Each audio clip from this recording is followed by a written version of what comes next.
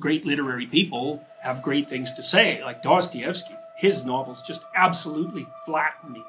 He's so brilliant, and I've never read anyone who takes moral questions so seriously. Like, so for example, if you look at Crime and Punishment, which is a book I would highly recommend, Dostoevsky is the absolute model of a true intellectual. And I say that because in Crime and Punishment, for example, Dostoevsky has this character named Raskolnikov. He's a university student. Now, he's having a rough time because he's in St. Petersburg and he doesn't have any money, and he lives in this tiny little room which has basically a bunch of clothes on the bed that he can sleep in, and he's starving to death. He only has bread to eat. He's a law student. So he's having a rough time, and St. Petersburg, at the end of the 19th century, is kind of a rough place. Raskolnikov had it pretty bad. And so he's half starved and half delirious. He's also his ideas are very addled because he's one of the first Russians who really considered themselves an atheist. Russia was a medieval society until the late 1900s. He thinks he's a pretty educated guy and he's pretty smart, and he is pretty smart, but he's like smart arrogant, not smart wise. Because he's 21, what the hell does he know? He doesn't know anything, but he's smart. And he's contemptuous of other people because he can probably be smarter than most of them,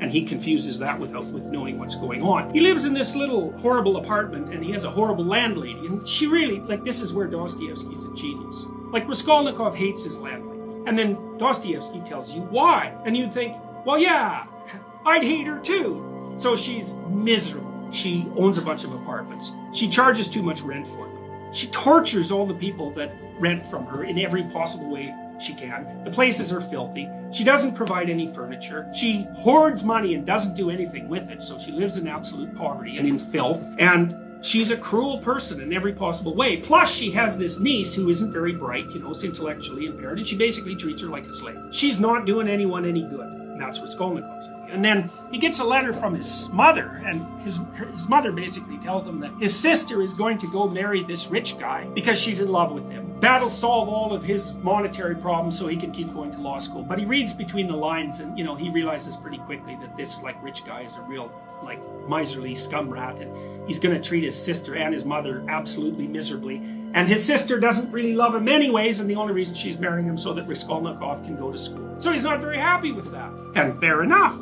You can understand his motivation. So he's starving, and he's full of these ideas also that are sort of Nietzschean. Atheistic ideas hit Russia really hard because it went from seriously Orthodox Christian in every possible way to unbelievably skeptical in one generation. And it just fractured the society. It's partly why communism became so absolutely attractive for the Russians. Raskolnikov he's thinking these sort of Superman-ish rationalistic ideas, and he thinks, well, there's no evidence that there's any real moral hierarchy. And you can easily make a case that the reason that people aren't really moral, they're just cowardly. And this is a Nietzschean observation, right? Most of what you call your morality isn't morality at all. It's just you're too afraid to do what you want, and because you're too weaselly to admit that, you say that you don't do those things because you're moral. But it isn't true. You'd love to do them if you were brave enough, you just aren't. People misread that to say that what Nietzsche thought was that all morality was cowardice. But that isn't what he thought.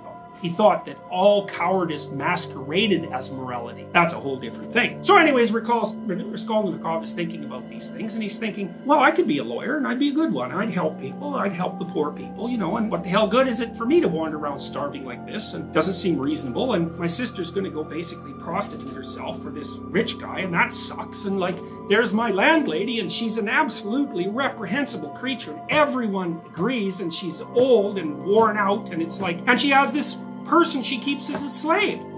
Maybe I should just get rid of her. And what I love about that is that this happens almost all the time in universities, I would say. But really whenever you hear people who think they're smart have a discussion, what they generally do is they have an idea, and then they have an idea about the person who has a different idea. And the idea about the person who has a different idea is that their idea is stupid. And so what they do is they produce a caricature of that person's idea, and then they blast it. And they think, wow, I won that argument. Which is really, it's pathetic.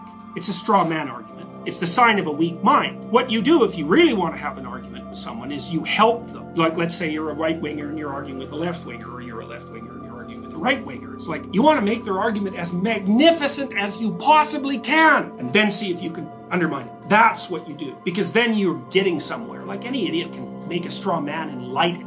Dostoevsky never does that. When he sets up two ideas to go to war, he embodies both sets of ideas in the most powerful characters he can imagine. So in the Brothers Karamazov, for example, the two protagonists, basically, there's a bunch of them, but one is named Alyosha and the other is named Ivan. And Alyosha is kind of an innocent guy, good guy fundamentally, a little on the naive side, religious, but not in a way that he can defend. You know, it's more of a natural expression of spirit. And he's in a monastery and he's the follower of this famous monk. And, you know, he's kind of into Orthodox Christianity in his benevolent and sincere way. But he's not much of an intellect. And Ivan, his older brother, like Ivan's got everything. He's good looking, he's tall, I believe he's a soldier. Like, he's an impressive guy. And he's got a viciously cutting intellect. And he just tears Alyosha apart every chance he gets across the whole book. And, you know, you can see two parts of Dostoevsky fighting it out in the book, because part of Dostoevsky was highly spiritualized, not least because he was epileptic, and that often exaggerates spirituality, but also because he was a deeply spiritual person and also a tremendous intellect. And so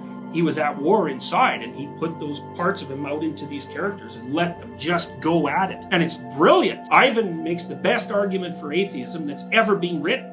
It's really powerful. Basically what he does is he talks about all these terrible things that were being done to children in Russia at the turn of the century, back in the late 1800s. He talks about this one situation where the parents of this young girl locked her in a freezing outhouse overnight. And she was crying and screaming, you know, and telling them that she was sorry. And they just left her in there and she froze to death. And it was like front page news in Russia at the time, I guess probably in Moscow or maybe in St. Petersburg. And Dostoevsky lifted that argument and he had Ivan ask Alyosha, it's like, okay, well, this is the sort of thing God permits? He said, the whole damn world isn't worth that, the suffering of one child in a situation like that. How can you possibly see that something like that can exist and wander around with your boneheaded belief in a benevolent God? Like, what's up with you? Would you lock a girl in the outhouse overnight and let her freeze if that meant that other people would be happy? And of course, Alyosha says, well, no, I would never do that. And so Ivan tells him, well, yeah, you wouldn't do that, but this God that you imagine exists would be